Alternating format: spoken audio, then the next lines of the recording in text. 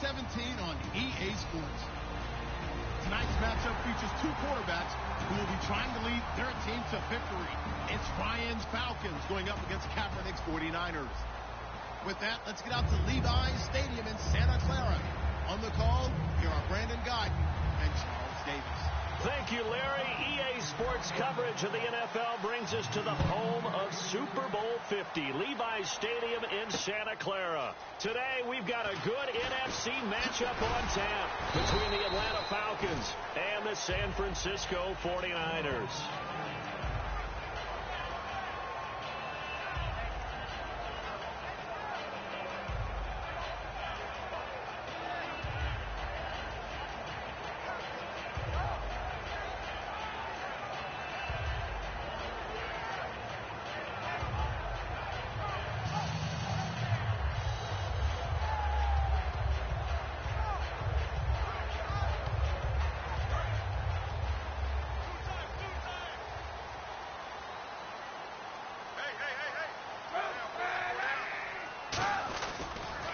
First carry for Carlos Hyde. And he'll fight forward to about the 27-yard line. Credit him with a 1-yard gain there to make it 2nd and 9.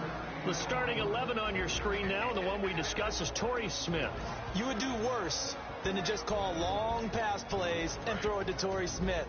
He can certainly take the top off of any defense.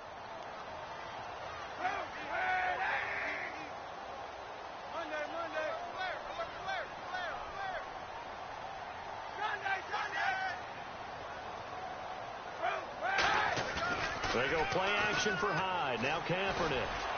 And his throw is incomplete. Torrey Smith, the intended receiver. And here we go. We get to see the Falcons again on offense. A crew that last year scored 540 points, tied for 8th most all time. But my question is this. Such a crushing Super Bowl loss in the offseason. Does that set you back big time, or does that fuel and feed you momentum-wise going forward? It should fuel and feed you momentum-wise going forward, partner. That's exactly how it's supposed to react. And that's what you'll see in the Falcons locker room in the entire offseason. They'll talk about finishing, unfinished business, things of that nature. But we have seen where teams have not recovered from it. Remember the Rams? They got to a Super Bowl, got beat by the Patriots, didn't get back there again. The Broncos in 2013, #1 offense, #1 scoring offense. They didn't get back in 2014, but they did in 2015. So you can recover from it.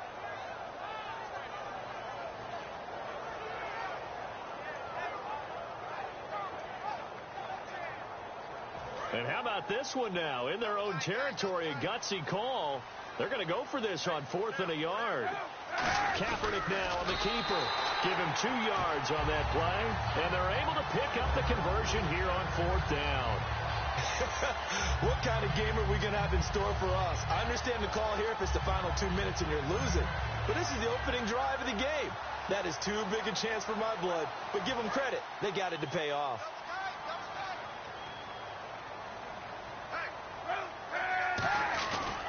First down, a run with Hyde.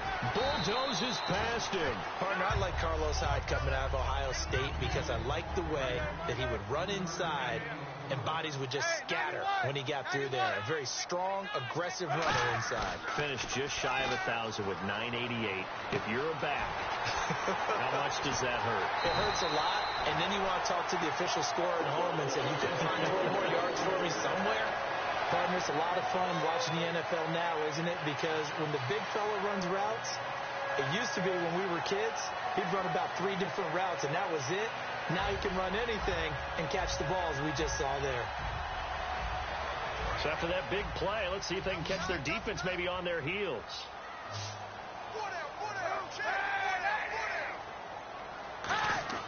On 1st and 10, here's Kaepernick. And his throw's going to be incomplete. Garrett Selleck, the tight end, was the target. And it's 2nd down. I wouldn't be shocked at all right now if there's a look of surprise on the big fella's face because he had the route that he wanted, running the corner. And usually he's able to use his body and catch the football. But a really nice play by the defenders, able to knock it away. 2nd down following the incompletion.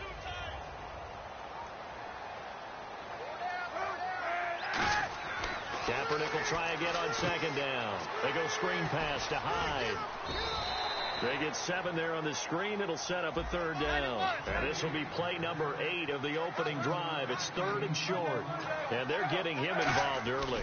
You feel like they saw something on tape, or they just have a sense with him because he's had a good week of practice or something in that area that they want him involved. Just as you said, they want him to touch it either in the running game or the passing game, but they must like the matchups they're getting.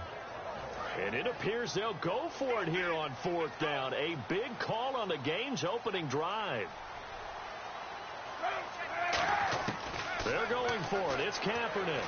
And it is incomplete. Chip Kelly trying to push the envelope here, but it doesn't pan out. And on the opening drive of the afternoon, the defense forces a turnover on downs.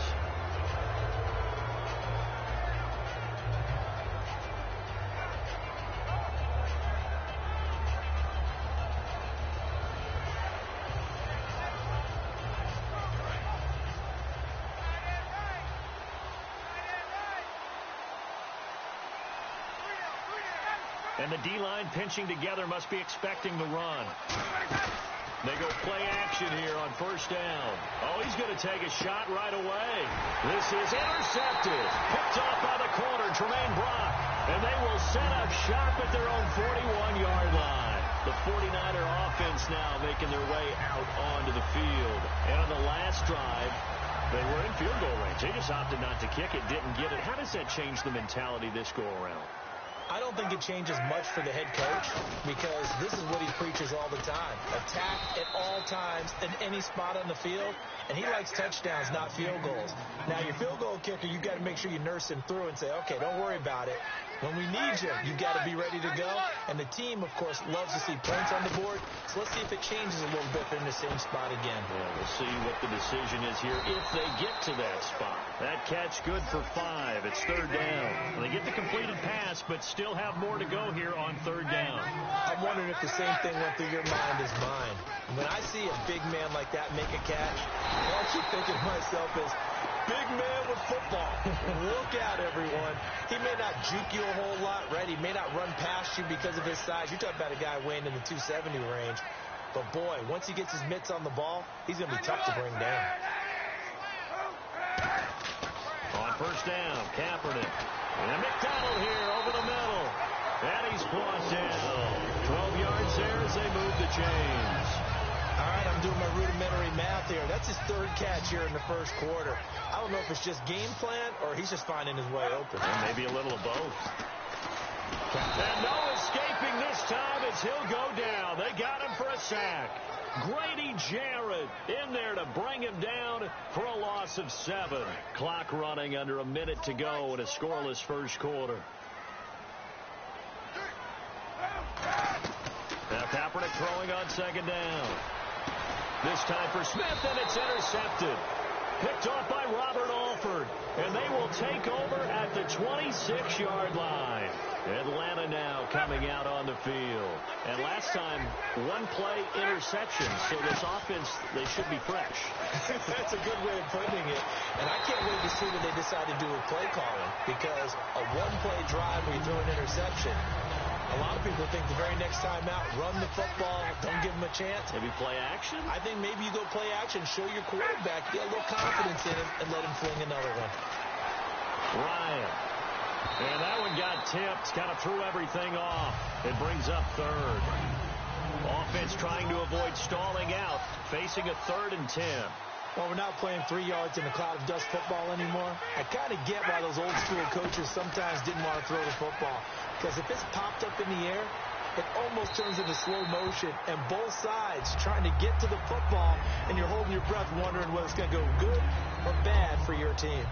What I loved about meeting with these coaches before the game is we didn't even have to ask any questions. They told us that they were going to be aggressive and push the ball downfield. They weren't successful on that play, but look for them to try it again later. Here we go on 4th down with Ryan. It's caught. Jones. And he'll be taken down, but not before he gets into enemy territory. Offense comes to the line now, 1st and 10. Now a play fake here on 1st down. Rolling to his left. Trying to drop one in, but it's incomplete. Alongside Charles Davis, Brandon Gaudin, it's the Falcons in possession to begin quarter number 2. They've got it 2nd and 10 to start things out.